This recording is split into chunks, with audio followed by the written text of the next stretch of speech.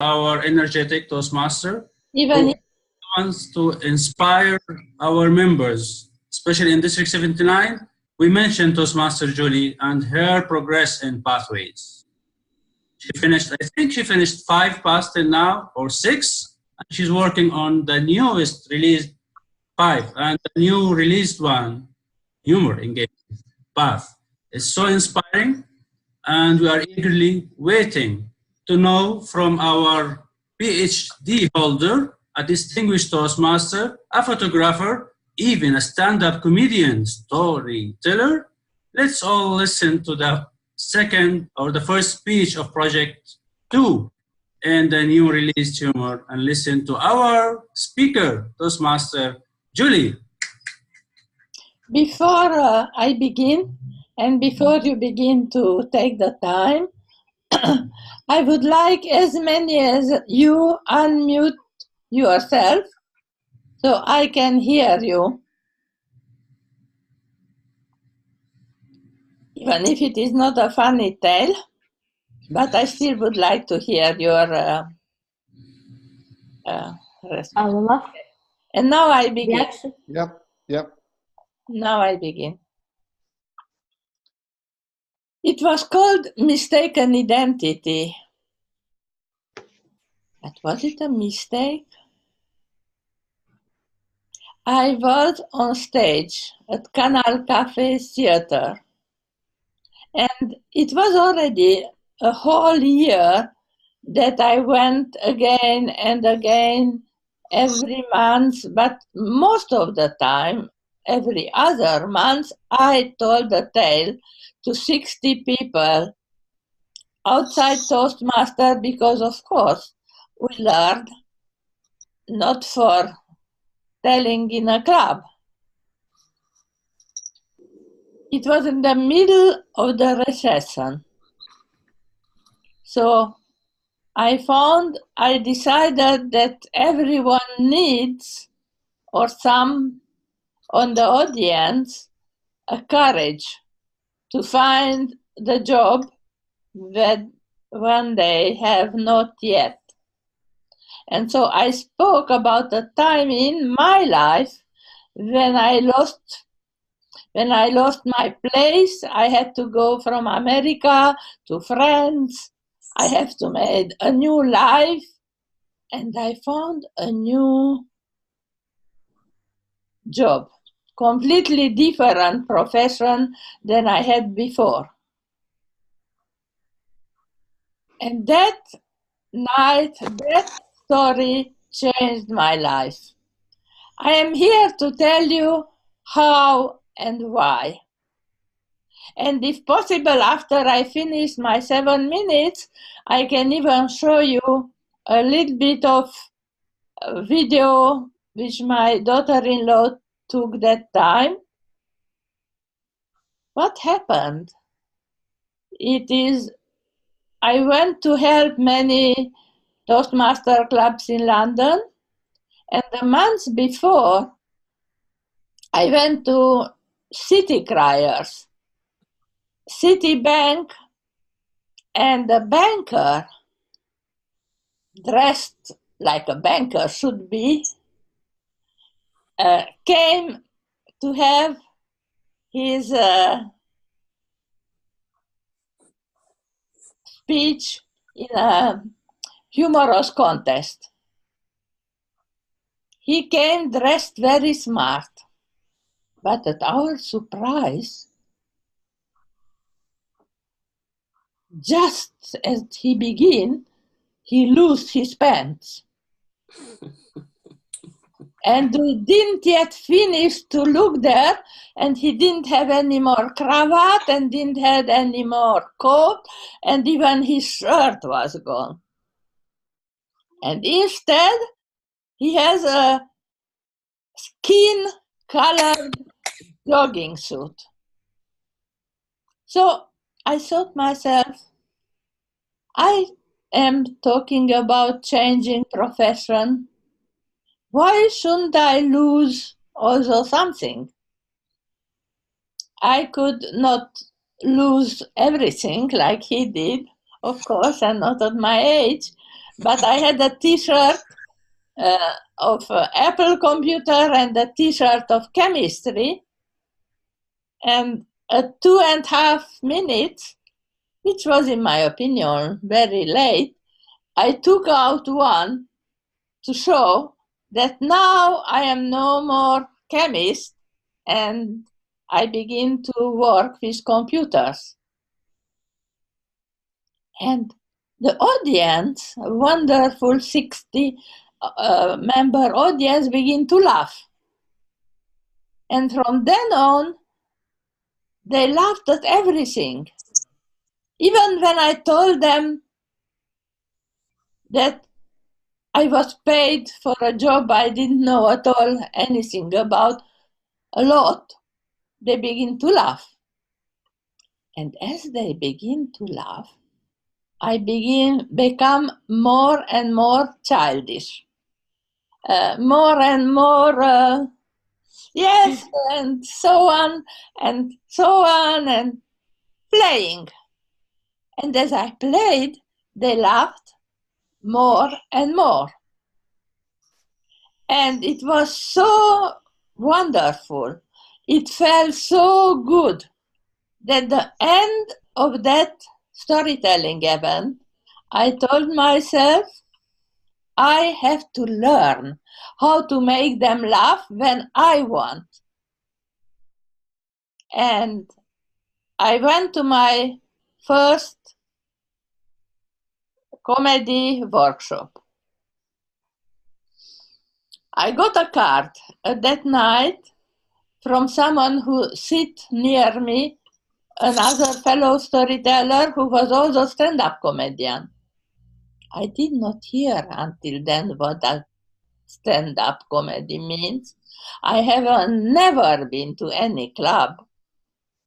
He told me, Julie, you are a natural. Me? A natural? For 70 years, I was convinced I was not funny.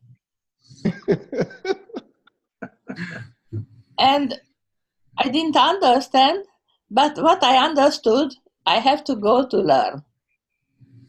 And I went. And in 2011, I went not to one, because I still was afraid to go out alone, but to 3 workshops, long workshops.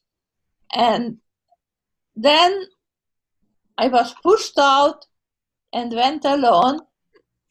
And 20 gigs later, I was named, and that is, I am very proud of it, the best silver beginner comedian of 2012. It was only 20 big gigs, but after 20 gigs, I couldn't stop. I loved making laugh. Everything was good. For example, very simply, I told people, I am single. I am ready to mingle. And very strangely, for me, at the beginning, everyone laughed. I told very simple things, like beginning to have hair here, and I told them, I found a way, I photoshopped it out. And I am ready to finish.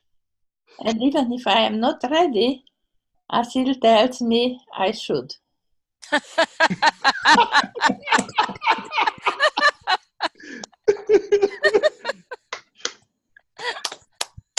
should have said that at the beginning. Great. Now, you will tell me if you want to see a little part of that mistaken identity video, or if you, yes, thank you, Graham. I'll try to show you then.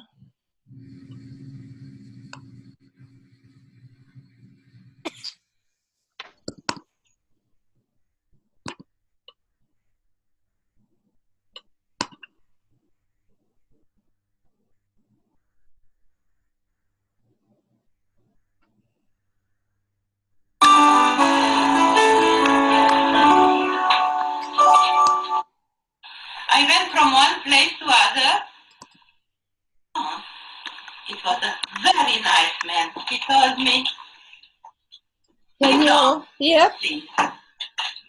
Okay. Now, please forget that you have a PhD in chemistry. Forget that you worked for 8 years in research. Tell me what you know to do. And so I begin to think and to tell him all the things I know to do, everything which I learned from childhood to last minute. And the last minute, before coming back to France, I learned a little bit about computers and a little bit of basic programming. And when he heard it, he heard me telling that, he told me immediately, yes, that is what you should do. Teach in enterprises computers to beginners. Yeah, beginners? I can do that. So I took out my T-shirt of chemistry and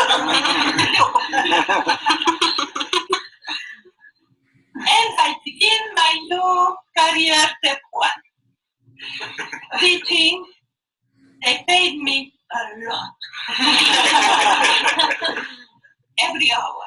But they gave me very little hours. So I couldn't live from that. But in one of the enterprise I went, there was a closed distribution company. The president told me, I don't need you to teach me. What I want, I have a new Apple computer. I want to make me an invoice program. Invoice program? An Apple computer? I have never heard any of it. Didn't have a clue, but he told me, I give you 10,000 francs. And that was a lot of money for me. And I told him, yes. I do for you a program for Apple computer. Basic. I will sit here, I will come and sit down for 3 days to see how you do the invoice. What is your business? I hope in 1 month I will do the programming. It took me 6 months because I have never been a good programmer and never will be. But I did the program and it worked.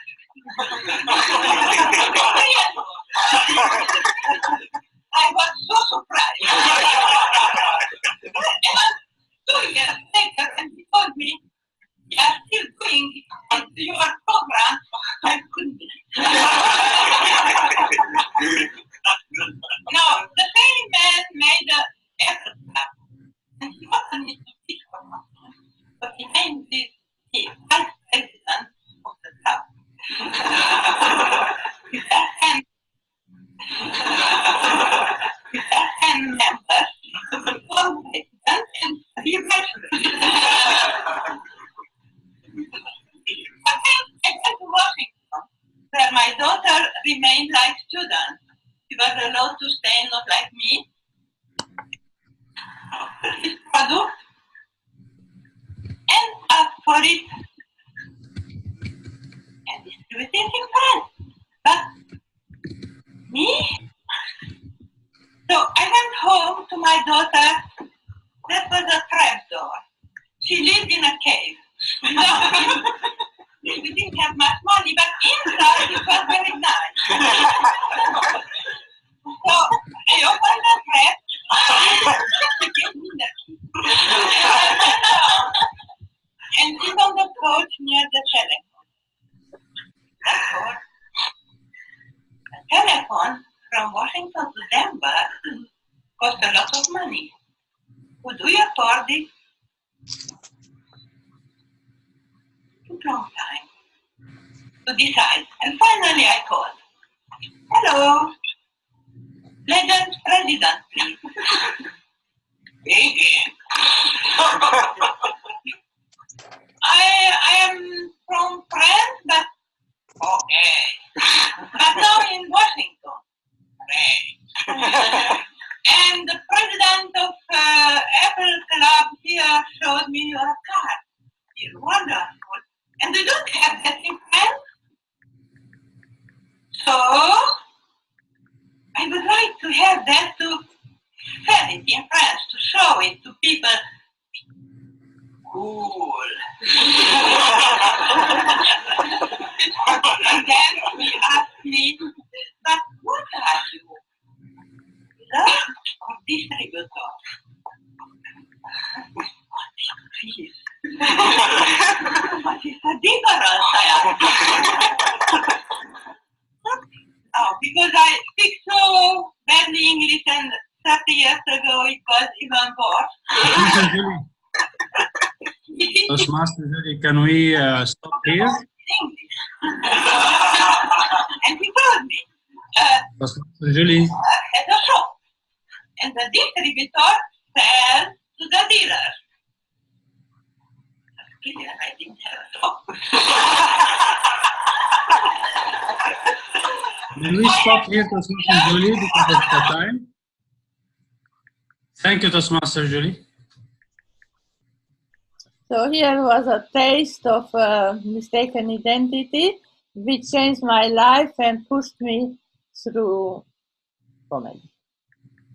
Thank you. And you can look to see how I changed because laughter of the audience. Thank you so much, Toastmaster Julie, for your speech and the video you shared today. Second facilitator who will evaluate or facilitate the evaluation of the speech of Toastmaster Julie, none other than our president, Toastmaster Graham. Thank you, Toastmaster Samir. And thank you, Julie, for a fascinating presentation. There were some delightful turns of phrase which Julie used tonight. She transmuted what could have been an ordinary story into a journey that we got to take with her, and I congratulate her on doing that. I loved her description, for example, of there was a banker who was dressed there like a banker dresses. Now, I don't know whether that was a conscious effort to make us smile wryly, but I certainly did. And also the suggestion I couldn't, for example, wear flesh-coloured pants, not at my age. I thought that was nice as well. There were some really delightful phrases as well and observations that Julie made. One is that she wanted to make the audience laugh when she wanted them to laugh rather than just when they wanted to laugh. And that's one of the hardest parts about comedy, is getting the laughs when you want them to laugh rather than when they want to. So Julie is obviously learning those skills. Well, Julie has obviously learned many of those skills, as were demonstrated with the video that we saw after. I enjoyed this presentation. It wasn't quite what I was expecting, and that's something that I'm not complaining about, because I really thought that I learned something from this as well as getting a few laughs. Other observations, ladies and gentlemen? Now, I can only see 4 of you at a time, so wave your hands and I will see if you wish to say something. Do I have any takers? Let me see. I'm swiping, swiping left. I'm Michelle. You're waving, Michelle? Yes. Okay, Michelle, your observations. Thank you, Graham. Well, my observation is not really about the speech, but about the setup for the speech. I think it would have helped all of us if the Toastmaster had been told ahead of time how much time for the sharing of that video, which was excellent. But at least if we all knew that, that would have helped. And I know it was probably some signals from you, Graham, but it just kind of made, instead of me enjoying the video, I kept on wondering, when is this? How is this? How long is this? What's the timer doing? And so my brain was somewhere else instead of being able to focus. Back to you, Graham. All right.